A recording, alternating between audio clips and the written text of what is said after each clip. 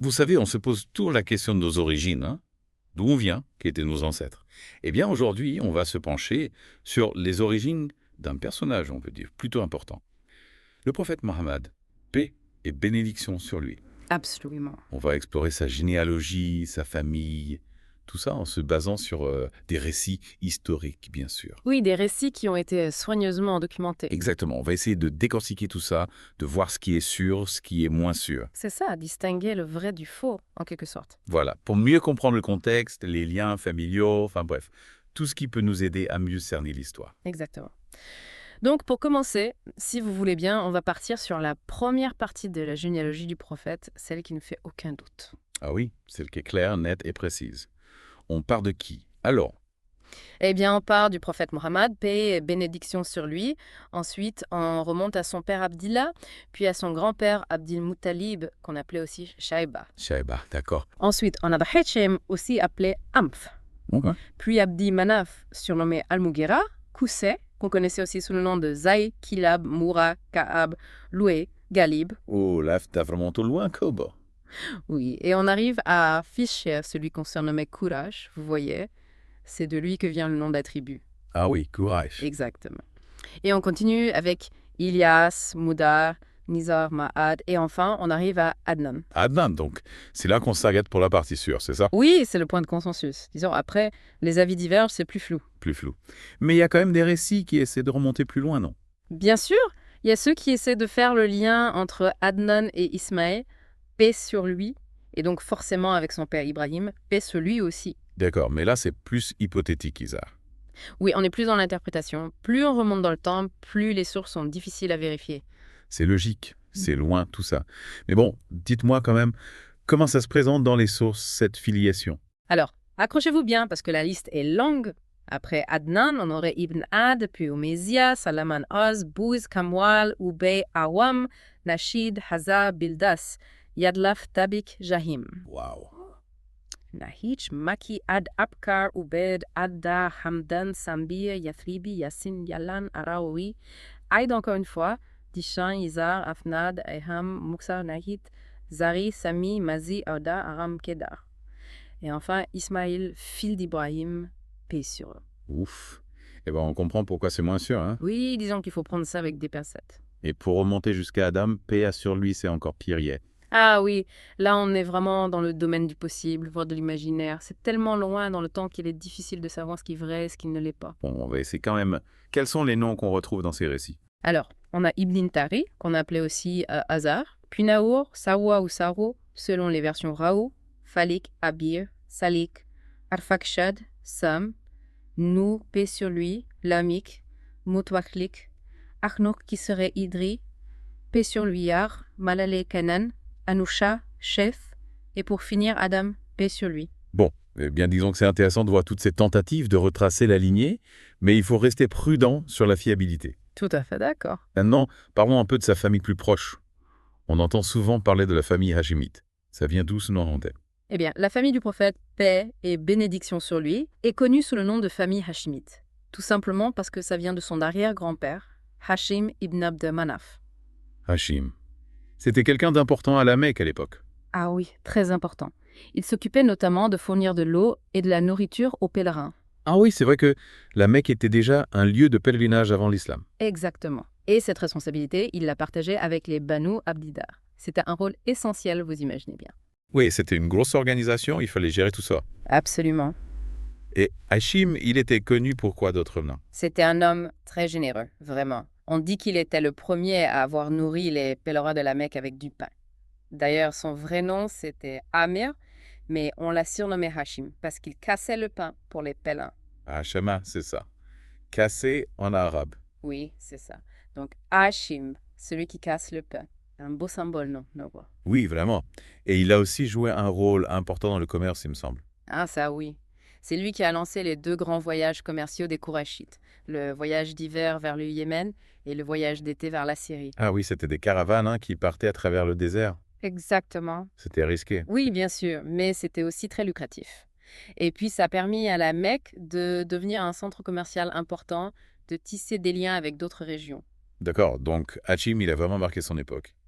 Et niveau famille, il avait des enfants. Oui, il s'est marié à Médine d'ailleurs pendant ses voyages en Syrie. Il a épousé Salma bin Amr. D'accord. Ils ont eu un fils, Abdil-Muttalib, mais Hachim est mort assez jeune en Palestine. Ah, donc Abdil Muttalib, il a grandi sans son père. Oui, il a été élevé par sa mère à Médine, loin de la Mecque et de sa famille paternelle. C'est intéressant ça. Et Hachim, il avait d'autres enfants. Oui, il a eu 4 fils au total. Assad, Abu Saïf, Nadia et Abul Muttalib, bien sûr. Et aussi 5 filles, Shifa, Khalida, Defa, Rukaya et Jannah. Une belle famille. Oui, vraiment. Et Abdil Muttalib, comment il est revenu à la Mecque, du coup? Eh bien, après la mort de Hachim, c'est son frère, Al-Muttalib, qui a pris la relève pour s'occuper des pèlerins. Il s'appelait Al-Muttalib aussi. Oui, comme son neveu. C'est un homme très généreux d'ailleurs, on le surnommait Fayad, le prodigue. Ah oui, ça lui allait bien alors. Oui, il donnait beaucoup aux pauvres. Bref, quand Abdil Muttalib avait 7 ou 8 ans, Al-Muttalib est allé le chercher à Médine pour le ramener à la Mecque. Il était content, Abdil Muttalib?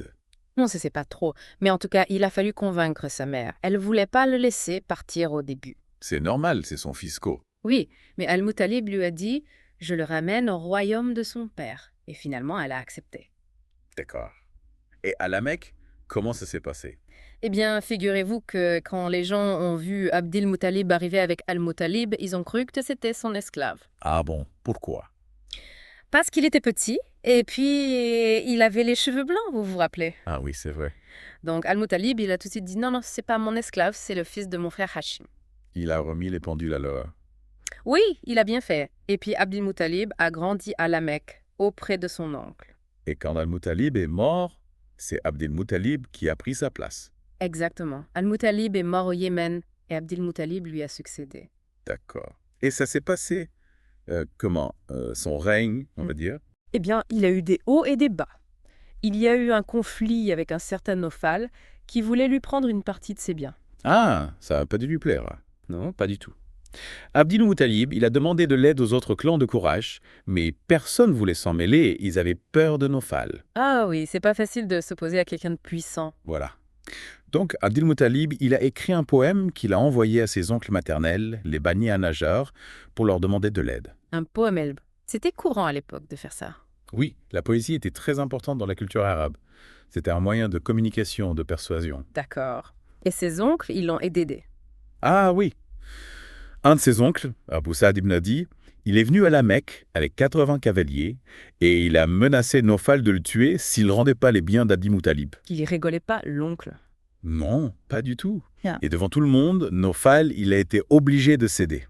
Ça a dû faire du bien à Abdel Muttalib, ça y est. Ah oui, imaginez. Il a retrouvé ses biens et en plus, il a gagné le respect de tout le monde. C'est une belle histoire, ça. Oui, c'est vrai. Et après ça, les relations entre les différents clans ont changé. Oui, un peu.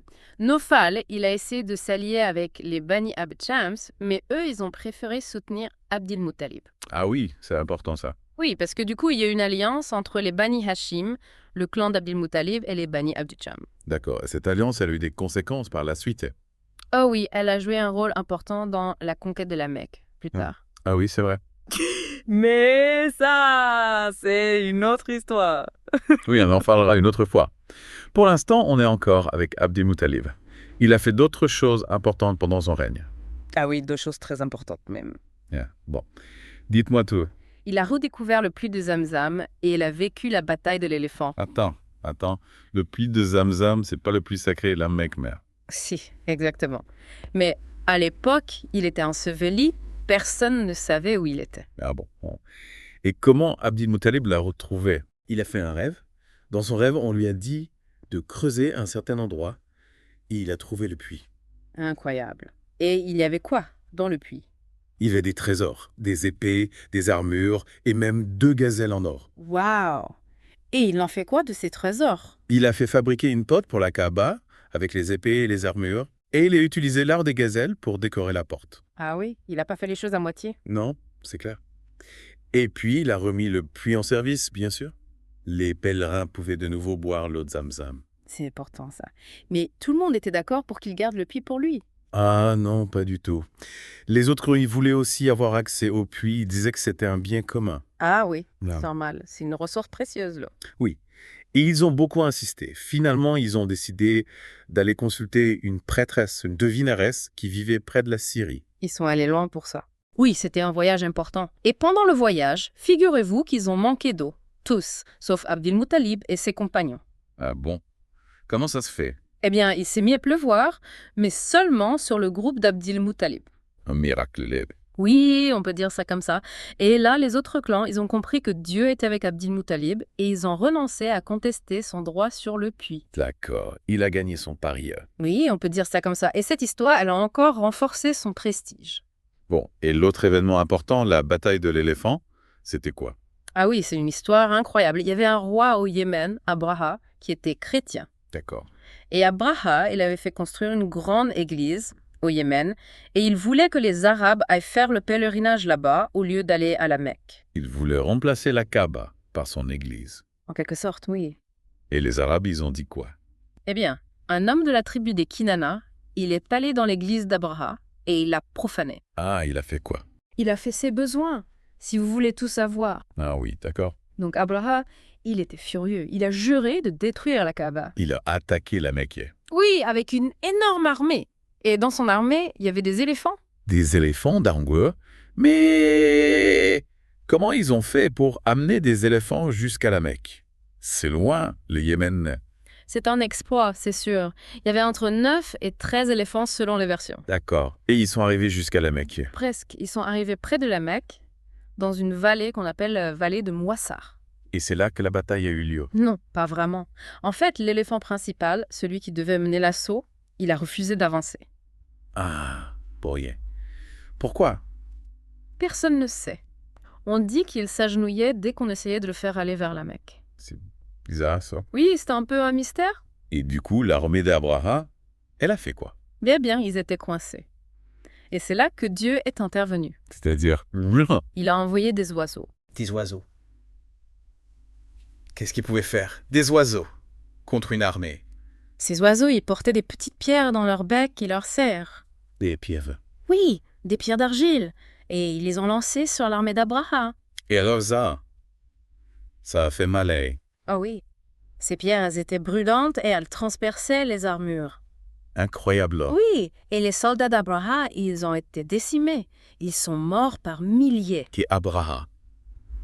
Il a été touché lui aussi. Il a réussi à s'enfuir, mais il est mort peu de temps après, au Yémen. C'est une histoire incroyable. Oui, vraiment. Et les habitants de la Mecque, ils ont vu tout ça. Non, ils s'étaient réfugiés dans les montagnes. Quand ils sont revenus, ils n'ont trouvé que des cadavres. Ils ont dû être soulagés. Ah oui, ils ont remercié Dieu de les avoir protégés. Et cette bataille, elle a eu lieu quand par rapport à la naissance du prophète Salomon? Environ 50 jours avant. Donc c'était vraiment juste avant sa naissance. Exactement. C'est un signe, ça. Oui, beaucoup de gens l'ont interprété comme ça. Ils ont vu la destruction de l'armée d'Abraha comme une protection divine pour le prophète à venir. C'est vrai que c'est troublant. Et cette histoire, elle était connue à l'époque. Oui, ça a fait grand bruit, même en dehors de l'Arabie. Les Perses, par exemple, ils étaient au courant. Ah oui, c'est important ça. Oui, parce que les Perses, à l'époque, ils étaient en conflit avec les Abyssins, qui étaient chrétiens comme Abraham. Donc ils ont vu ça d'un bon œil, la défaite d'Abraha. Exactement. Bon, on a beaucoup parlé d'Abdil Muttalib, mais il avait d'autres enfants, à part Abdullah. Ah oui, il y en avait plein 10 fils au total, selon les sources les plus fiables. 10 fils. Oui, Al-Harith, Az-Zubir, Abu Talib, Abdullah, Hamza, Abu Lahab, Gidak, Makwam, Safar et Alaba. Et des filles. Oui, 6 filles. Al-Hakim, qu'on appelait aussi Al-Baïda, Bara, Atika, Safia, Arwa et Umayma. Waouh, mais il avait une famille nombreuse. Oui, c'est vrai. Bon, et parlons un peu d'Abdullah maintenant. C'est le père du prophète, c'est important. Qui était sa mère Amner. Sa mère, c'était Fatima bin Omar ibn Aïd, ibn Imran ibn Naksoum, ibn Yaqdan ibn Moura. Elle appartenait au clan des Bani Maksoum. D'accord, un clan important de la Mecque. Et Abdullah, il ressemblait à quoi? On dit qu'il était très beau, et c'était le fils préféré d'Abdil Muttalib. Ah oui, on comprend pourquoi il n'a pas voulu le sacrifier. Ah, oui, c'est vrai. Vous vous rappelez l'histoire du vieux? Oui, Abdil Muttalib avait promis de sacrifier un de ses fils si Dieu lui donnait 10 fils. C'est ça. Et le sort est tombé sur Abdullah. Mais il ne l'a pas fait, finalement. Non, heureusement. Les autres membres de la famille l'ont convaincu de sacrifier des chameaux à la place. 100 chameaux, c'est ça. Oui, c'est ça. C'est fou, cette histoire, oui. Oui, c'est vrai. Et Abdullah, il s'est marié avec qui? Avec Amina bin Wahab. Elle était considérée comme une des femmes les plus nobles de la Mecque. Elle venait d'une bonne famille. Ah oui, son père était le chef du clan des Bani Zahra. Ah oui, d'accord. Et ils se sont mariés à la Mecque. Oui, c'est ça. Et Abdullah, il est mort. Il est mort à Médine pendant un voyage commercial. Ah, donc il était souvent en voyage froid. Oui, comme son père et son grand-père avant lui. Le commerce, c'est important pour les Qurayshites. C'est vrai. Et Abdullah, il est mort avant ou après la naissance du prophète aussi. La plupart des historiens disent qu'il est mort avant. Ah oui, d'accord. Mais il y a quelques récits qui disent qu'il est mort quelques mois après la naissance du prophète. Ça. Bon, on va pas rentrer dans ces détails. L'important, c'est qu'il est mort jeune. Oui, c'est vrai. Et il a laissé quoi en héritage? Pas grand-chose. 5 chameaux, quelques moutons et une servante abyssinienne qui s'appelait Baraka. Baraka. C'est elle qui est devenue la nourrice du prophète Eli. Oui, c'est ça. On l'appelait aussi Oumon. Ah d'accord. Elle a joué un rôle important dans la vie du prophète. Mais ça, c'est encore une autre histoire monnaie. Oui, on en vous parlera une autre fois. Bon, eh bien, on arrive au bout de notre exploration. C'était passionnant, tout ça. Oui, vraiment. On a appris plein de choses sur la famille du prophète, son histoire, son contexte. C'est important de connaître tout ça pour mieux comprendre sa mission, son message. Exactement. On voit que tout était déjà en place, en quelque sorte, avant même sa naissance. Oui, c'est vrai. Les alliances, les conflits, les événements, tout ça a contribué à préparer le terrain pour l'arrivée de l'islam. C'est une belle façon de voir les choses. Et pour nos auditeurs, je pense que c'est important de réfléchir à tout ça. Oui, à l'impact de l'histoire sur nos vies. Exactement. Est-ce qu'en connaissant mieux nos propres origines, on peut mieux comprendre notre place dans le monde? C'est une question intéressante, en effet. Oui, je pense qu'il faut se la poser. Tout à fait. Eh bien, on vous laisse méditer là-dessus. Merci de nous avoir écoutés. Merci à vous. À bientôt pour une nouvelle plongée dans l'histoire. Avec plaisir.